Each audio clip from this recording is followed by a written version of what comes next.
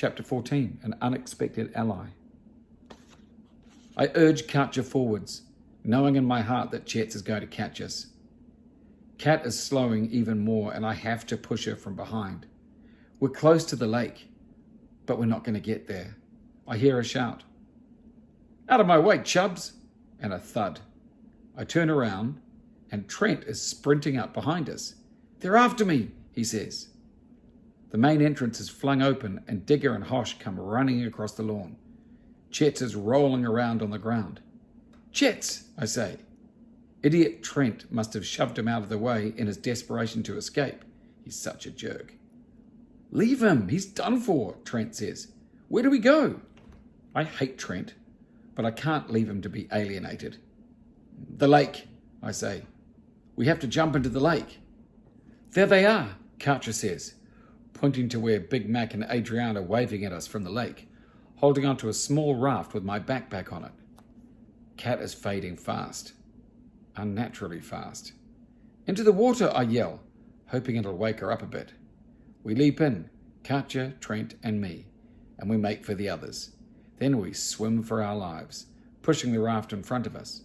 When I turn around, I see Chet's, Hosh and Digger standing on the pier with all the worker bug eyes.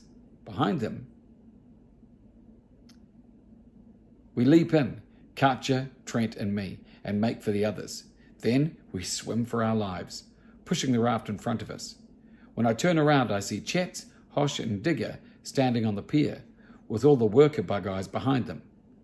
They're not even attempting to follow, which worries me as much as it cheers me. We pull ourselves out of the water. Adrian throws the backpack over her shoulders, and Big Mac and I help up Kat, half carrying her into the trees. Chet's? Mac asks. I shake my head. Chet's is one of them. Trent says, You mean you didn't know that when you pushed him out of the way? I say it. It's more of a statement than a question, though. If he's one of them, I probably just saved your life. You should be thanking me. Trent is such an idiot. Great. We've lost a Chet's and gained a Trent, Adrian says. And what happened to Katja?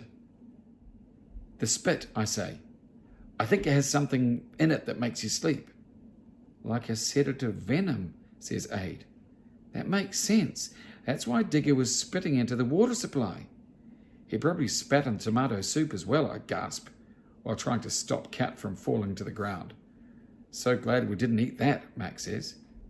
So where are we going now? Trent asks. I found a place. We'll have to circle back behind the building. We should be safe there for a while. Max stops for a moment. Wait a sec. Are we ditching Katja? Trent says. She's holding us back. And if she's going to fall asleep and turn into a bug-eye, we don't want her near us. We are not ditching Katja, I turn on him. If you want to stick with us, Trent, you'd better stop being such a dirtbag. Chill out, Fangy. Just saying what everyone else was thinking. None of us were thinking that, Trent, Adrian says. Right, Max says, putting Katja over his shoulder in some kind of highly impressive superhero carry. I can manage Kat. Let's get going.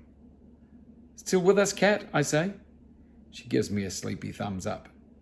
If we can get her to base camp before she goes out, we might be able to save her. We move out. The new base camp that Mac has picked is closer to the building, but I'm thinking that could be a good thing because they won't look for us there. There's another hollowed out bush, a bit thorny on the outside, so we can't get in without being scratched, but it feels safe once we're there. What can we do? Adrian says, taking off the backpack. I grab it, I unzip it, and I pull out an oxygen tank that has a breathing mask attached to it. Put this over her mouth and nose, I say, and we secure it to her face, making sure the seal is tight to her skin, just as she stops responding. I turn the valve on the neck of the tank, and I hear the oxygen hissing up the tube and into the mask. Lance, you're a genius, Adrian says. If she's breathing pure oxygen, none of the spores should be able to get in. We'll give her an hour's sleep, and then we'll try and wake her. What if it doesn't work? Asks Trent. Oh, it'll work, I say. And then we can take it in turns to have a sleep. I dibs first after Katja. Trent is such a jerk. Mac goes into the new lookout tree, while Adrian and I watch over Katja. She's sleeping peacefully, and, as her wet hair dries in the sun, it forms little curls around her face. It makes her look younger. Aid and I look through Dale's notes for more clues. We know what we're dealing with now, but what we don't know is how we stop the aliens. And as Chet's is one of them, I'm desperate to find a way of turning him back. What happened in the dining hall? I ask. Trent talks through a mouthful of biscuit. It was fine. We were having a laugh, chilling out. We were going to settle down for some sleep, but then we heard you lot over the speaker. We thought it wouldn't be a biggie, staying awake, but it got harder and harder. Then Miss Hosh started playing that music and tiredness took over. I was all right because obviously I'm a beast. Adrian snorts. But the others, but the others were struggling. Imran and Isla, they fell asleep first. Did you let them out like we said? No way we were opening those doors, Trent says. We tied them up with bag straps. And then what happened? They went mental, he shrugs. And we suddenly heard loads of noise coming from outside the dining hall. All the other bug-eyes were going at the doors with axes and hammers. They broke in and started rounding everyone up. I escaped. Of course you did, Adrian rolls her eyes. What about the others? I ask. Dunno. Didn't stop to look. Every man for himself. He stuffs another biscuit in his mouth. Nice, I say. Don't judge me. He spits crumbs at me. You let your best buddy Chet's get buggy. You're no better. I bite my lip. There's no point arguing with Trent. He always has been and always will be a massive butt brain. But I'm angry with myself too, because a little part of me knows there's some truth in what he's saying. It is my fault that Chet's became a bug-eye, and I have to fix it. Right, it's been an hour, Adrian says. Shall we wake her? It's just Katja, not flipping Sleeping Beauty, Trent snorts, which just goes to show how stupid he is. Mac, I call through the branches. We're going to wake her. Come down and get your stuff together, just in case. We pack all our gear up.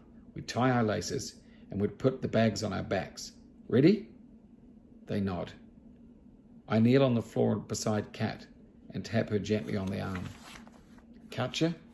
She doesn't respond. I shake her shoulder, but not too hard, and I say her name. I think one of her eyelids moved a teeny bit, but I can't be sure. Oh, Kat, I'm so sorry, but it's time to wake up. This time I tap her with a bit more force, and I shake her shoulder.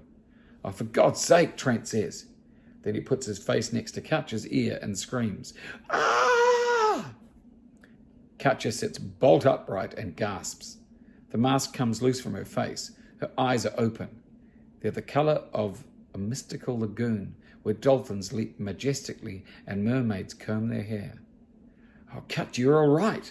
Adrian squeaks and hugs her. What happened? She says, squinting around. You took a hit in the arm, I say. Chet's spit. We think the hunter's spit contains a strong sedative, says Aid. She puts her hands to her face. I fell asleep. Aha, yes, but Lance got an oxygen mask on you first, so you didn't breathe in the spores, says Mac. So, I'm okay? You're okay, I say, and I smile for the first time in what feels like days, but it's probably just hours.